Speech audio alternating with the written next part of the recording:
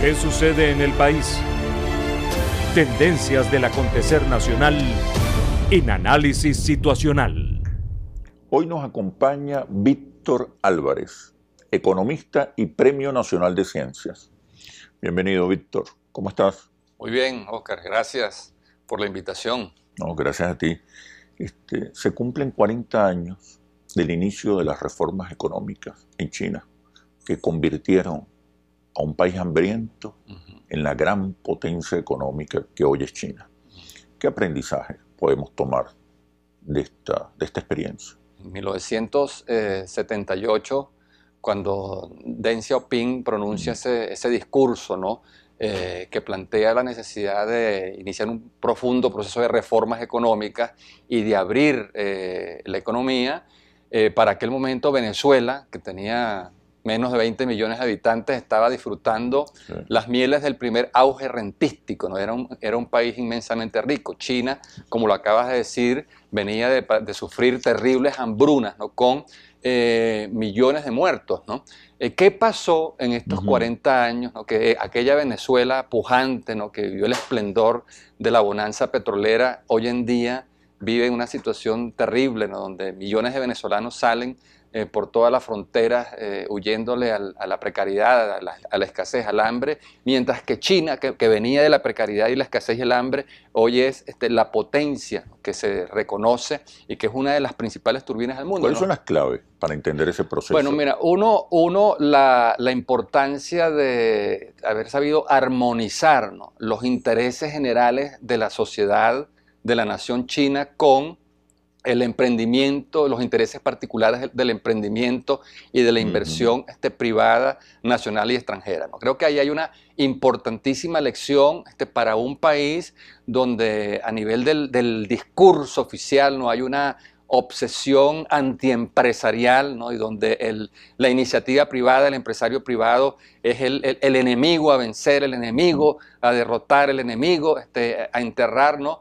Y donde se reproducen entonces los errores más graves, ¿no? Del socialismo del siglo XX, que fracasó justamente por haber sido un modelo que se basó en la propiedad estatal total y absoluta sobre los medios de producción y en los controles, ¿no? En esos severos controles que lo que hicieron fue frenar, inhibir el desarrollo de las fuerzas productivas, atajar el desarrollo de la economía, ¿no? Y donde han ofrecido entonces toda una serie de incentivos, de estímulos, ¿no? Para que hacia China fluya no solamente la inversión nacional, sino también la inversión extranjera. O sea, de hecho, China es uno de los países con más inversiones extranjeras directas en el mundo. Pues, o sea, las empresas de Estados Unidos, de Unión Europea, de Japón, del sudeste asiático, se mudan a China, se instalan en China para aprovechar esos incentivos. ¿Cómo explicar eso? Que un Estado comunista, gobernado por un partido comunista hegemónico,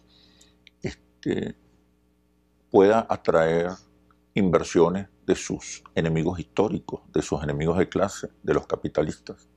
Sí, porque realmente son mucho más consecuentes, ¿no? Con la teoría marxista que lo que dicen ser muchos de los dirigentes de Venezuela o de América Latina, que desde un discurso de izquierda no han hecho una correcta interpretación de lo que Marx en su momento planteó, porque ¿qué es lo que reconocía Marx? Que ningún sistema como el capitalista había logrado estimular e impulsar el desarrollo de las fuerzas productivas como lo logró el capitalismo. O sea, ni el esclavismo, ni el feudalismo, ni los sistemas económicos anteriores habían logrado desplegar, ¿no? Todo el potencial económico y productivo de una sociedad. Los ensayos socialistas en el mundo y en América Latina, como lo planteaba antes, se basaron en la propiedad estatal. Aquí en Venezuela lo que hemos hecho es expropiar empresas, ¿verdad?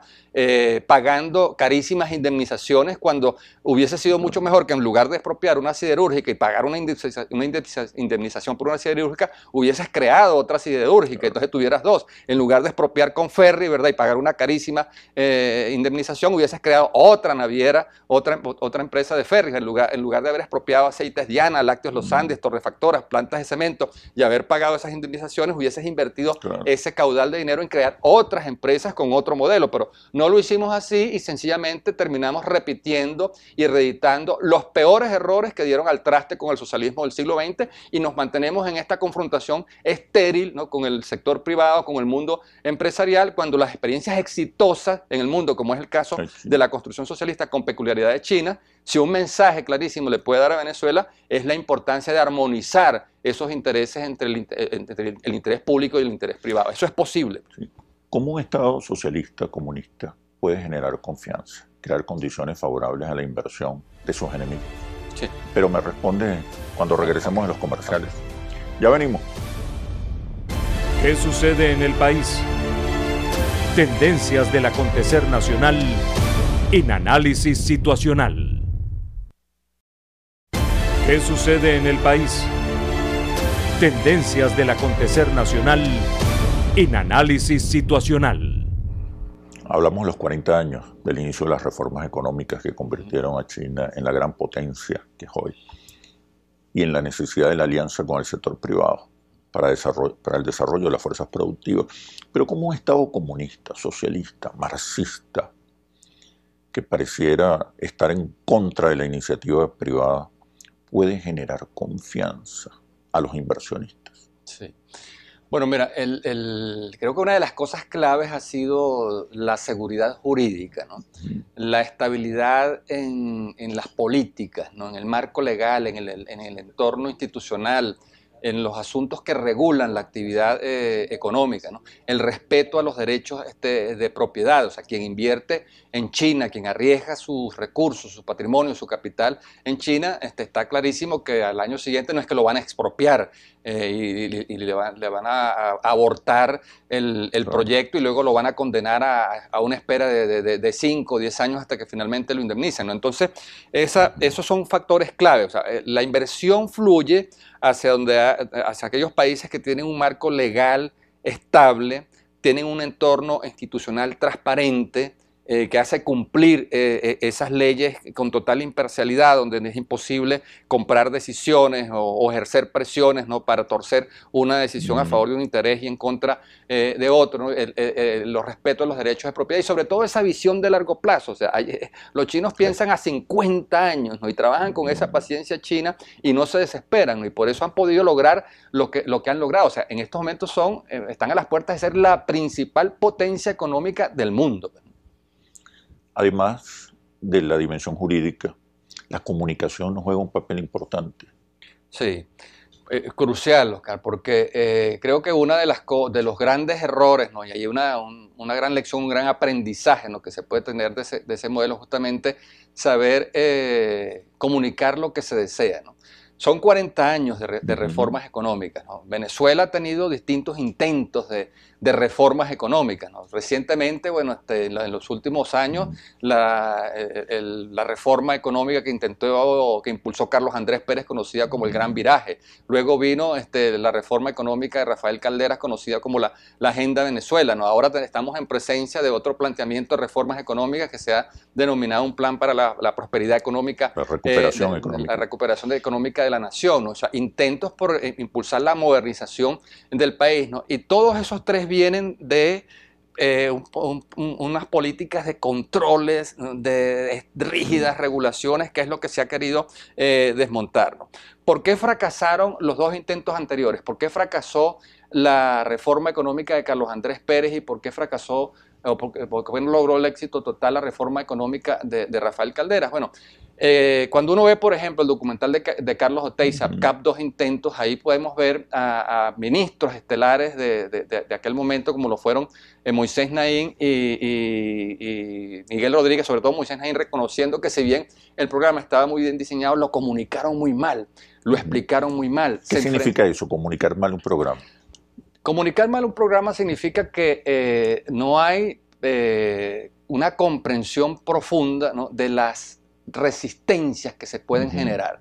Creer que el programa va a ser recibido, ¿no?, por unanimidad un exceso de confianza, ¿no? Despreciar los consensos necesarios, despreciar las alianzas. despreciar los consensos. Entonces, ¿qué pasó con ese programa? Bueno, el propio partido de gobierno se opuso, los gremios empresariales se opusieron, el mundo laboral se lo cuestionó, los consumidores, las familias temieron, ¿no? Porque la resistencia empezó incluso antes de que se aplicara el programa. Entonces, creo que eso pesa mucho ahora. Fíjate, por ejemplo, el tema de la gasolina, el tema del ajuste de los servicios de electricidad, agua, gas doméstico, la reactivación de los peajes, ¿no? Que son cosas necesarias para evitar que esos servicios colapsen, ¿no? Porque nosotros, si seguimos así, vamos derechito al colapso de los servicios públicos, porque con esas tarifas tan bajas, congeladas desde hace años, estas empresas públicas lo que facturan, lo que recogen, no les alcanza ni siquiera para pagar la nómina.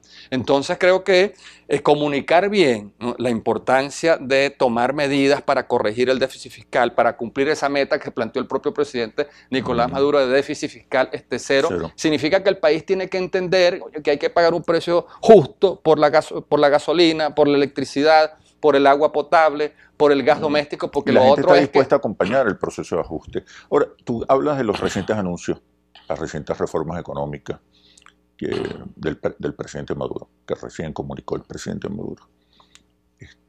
Estamos en presencia de un viraje, de un golpe de timón en lo económico por parte de la revolución bolivariana.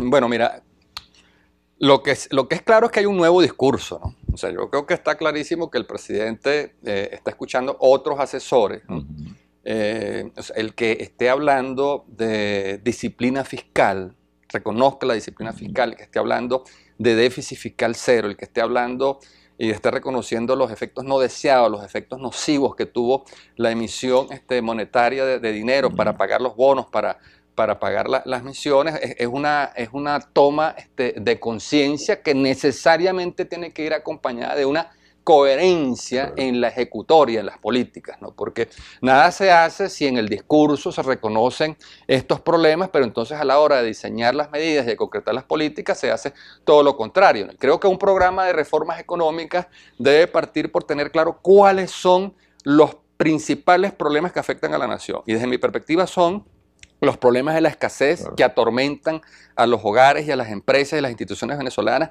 el problema hiperinflacionario que sigue devorando la capacidad adquisitiva no solo de los salarios de los hogares, de los ingresos familiares, sino también los presupuestos de las empresas y de las instituciones como segundo problema.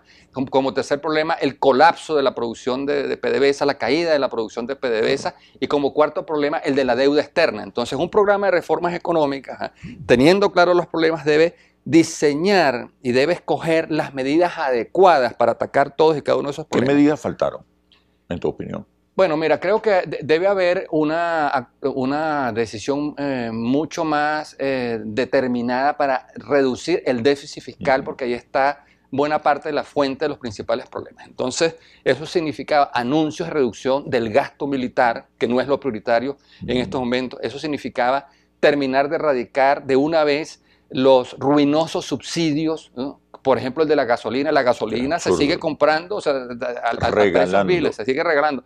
No, se anuncia, pero no termina de ser una medida, porque una cosa son anuncios y otra cosa son medidas. No terminan de hacerse ajustes en las tarifas. No termina de erradicarse uno de los principales desaguaderos, que son todos estos centenares de empresas públicas que fueron expropiadas, estatizadas y que terminaron secuestradas y quebradas por el burocratismo y por la corrupción. Entonces el país debería promover, el gobierno debería promover la inversión nacional y extranjera, ofreciendo esas empresas que están muy mal administradas y muy mal gerenciadas, y donde el Estado tiene que estar el gobierno tiene que estar haciéndole transferencias para que puedan pagar la nómina, y ahí hay una presión fiscal, de déficit fiscal, y una presión inflacionaria tremenda, porque ¿cómo se financian esas nóminas? Bueno, con las clásicas emisiones de dinero inflacionario del Banco Central de Venezuela. Entonces creo que faltó, sobre todo en el plano fiscal, que se apelara al margen de maniobra que aún queda para corregir ese déficit y sobre todo evitar el financiamiento inflacionario del mismo, ¿no? Y otras medidas que tienen que ver con el diseño de políticas industriales, políticas agrícolas, políticas tecnológicas, ¿no? Para poder reactivar el aparato productivo y resolver los problemas de escasez, o sea, para que efectivamente cuando vayamos a un supermercado no encontremos anaqueles vacíos, sino que para que haya abundancia. Entonces creo que por ahí están los grandes ausentes, ¿no? del programa. ¿Cómo avanzar en un programa de reformas económicas en medio de un contexto de sanciones, restricciones, de un plan de cerco y asfixia de la economía y las finanzas venezolanas? ¿Cómo avanzar un programa de reforma en medio de estas dificultades? Pero me respondes cuando regresemos a los comerciales. Ya venimos. ¿Qué sucede en el país? Tendencias del acontecer nacional en Análisis Situacional. ¿Qué sucede en el país? Tendencias del acontecer nacional en Análisis Situacional. El gobierno tiene una agenda de reformas económicas. ¿Cómo avanzar en un contexto de sanciones, restricciones, de cerco y asfixia? ¿Cómo avanzar? Bueno, mira, completando el programa, ¿no? Porque hay un conjunto de medidas, ¿no? Que marcan una ruptura, ¿no? Con el viejo discurso de controles, ¿no? Ya hay pasos de avance, todavía hay muchos controles que será necesario desmontar, pero avanzar significa pensar el programa de reformas en tres dimensiones. Una dimensión macroeconómica en la que se corrijan las distorsiones cambiarias, fiscales, monetarias, de precios, una dimensión mesoeconómica donde se trabaje el marco legal y el entorno institucional que le dé seguridad jurídica, que garantice los derechos de propiedad, que le dé transparencia, ¿no? A las reglas que van a regir la economía, y una tercera dimensión que la llamamos microeconómica, que es ya la definición, el diseño y ejecución de políticas agrícolas, industriales, tecnológicas para reactivar la producción. Todas y cada una de las medidas deben ser las adecuadas, pero no solamente deben ser las adecuadas, sino que tienen que ser aplicadas en una secuencia lógica, en el orden correcto y al ritmo indicado. Porque, por ejemplo, haber lanzado un aumento del impuesto al valor agregado de 12 a 16% a una economía que está exhausta, en unos hogares que tienen sus presupuestos prácticamente sangrando, ¿no? Diezmados por la inflación, o sea, es totalmente inoportuno, o sea, no era el momento. Lo mismo que la reconversión monetaria. Una reconversión monetaria se hace una vez que has estabilizado los precios, una vez que has corregido el déficit fiscal, una vez que has erradicado el financiamiento monetario. Ahí es cuando tiene sentido que sustituya la vieja moneda por una nueva, porque de lo contrario, si no corriges el origen del problema, dentro de poco vas a tener otra vez billetes de 1.000 soberanos, de 5.000 soberanos, de 50.000, de 100.000 soberanos, como pasó en la anterior. Entonces creo que eso es importante, o sea, saber escoger las medidas adecuadas, aplicadas en la secuencia lógica y al ritmo indicado en esas tres dimensiones, en la dimensión macroeconómica, en la dimensión mesoeconómica y en la dimensión microeconómica. El presidente Nicolás Maduro, en su reciente visita a China, firma un memorándum de entendimiento que tiene que ver con la ruta de la seda. ¿En qué consiste? ¿Y qué significa? Bueno, la ruta de la seda, mira, es un hecho milenario. O sea, hace más de 2000 años, ¿no? Salían caravanas desde China recorriendo toda Euroasia, ¿no? Para vender la seda, la porcelana china, el jade, y salían a comprar especies y otros productos, ¿no? Pero en aquella época eran caravanas de camellos, ¿no? En estos momentos China está desarrollando un colosal proyecto de infraestructura al cual ha destinado más de 124.000 millones de dólares, ¿no? Para la integración territorial de Euroasia y su conexión con Europa y con África, ¿no? Entonces es una inversión enorme en ferrovías, en trenes de alta velocidad, puertos, aeropuertos, porque hay una ruta territorial y hay también las rutas marítimas, ¿no? Toda la inversión en electricidad, agua, gas, ¿no? Toda la creación del entorno para estimular y hacer posible la inversión productiva. Y si algunos principios gobiernan este proyecto impulsado por China de la nueva ruta de la seda, o una franja, una ruta, que es como ellos lo han llamado, es justamente esa inversión y esa apuesta a ganar, donde todos los países hacen una pequeña parte de la gran tarea, pero finalmente hay una distribución equitativa de los beneficios, un apoyo mutuo. El presidente se comprometió también, de alguna manera, entre líneas, a repensar el modelo económico, sí, a partir de la experiencia china. Sí. quizás el gran aporte, ¿no?, que tenga esa relación de Venezuela con China en estos momentos es justamente lo que comentábamos al comienzo, ¿no? La importancia de abandonar ya esa obsesión antiempresarial, sanar las heridas que pudieron haber quedado en el pasado cuando se dieron esas tensiones y crear consensos, esos conflictos. alianzas. Y apostar a ganar, ¿no? O sea, crear un cuerpo básico de proyectos, ¿no?, donde se invite, se convoque a la inversión privada nacional y extranjera, crear unas reglas, ¿no?, claras, estables, que no se estén cambiando con tanta frecuencia, fortalecer las instituciones, ¿no?, para que no haya tráfico de influencias, presiones indebidas, y diseñar esas políticas, ¿no? Porque la posibilidad de lograr estos acuerdos, ¿no?, que estén asociados a la transferencia de tecnología, al desarrollo del recurso humano nacional, a la incorporación, ¿no?, de valor agregado nacional, ahí están las claves, pero para eso hace falta entonces crear un ambiente con mayores grados de libertad donde la inversión pueda fluir y pueda fructificar. No habrá socialismo, es decir, bienestar, felicidad social, desarrollo, sin capitalistas. El socialismo sin capitalistas no funciona. Y por eso China tiene una política muy clara para atraer inversiones, para atraer capitalistas hacia su economía. Y lo está haciendo Cuba también. O sea, 50 años después... Bolivia, Nicaragua, Belarus, Vietnam. 50 años después, Cuba acaba de aprobar una ley de inversión extranjera y sus ministros están recorriendo el mundo ofreciendo esos incentivos. Entonces, yo creo que acá hay muchas luces, ¿no?, que debemos observar para que Venezuela, en cuestión de 25 años o 40 años, así como lo logró China, pueda ser una gran potencia o una mediana potencia, y tiene recursos para ello. Bueno, gracias, Víctor, por este análisis situacional. Hasta pronto. Venezuela es de todos y la construimos entre todos. Todos somos la solución. Soy Oscar Chemmel y los invito a un próximo análisis situacional por Globovisión. Aquí nos vemos todos.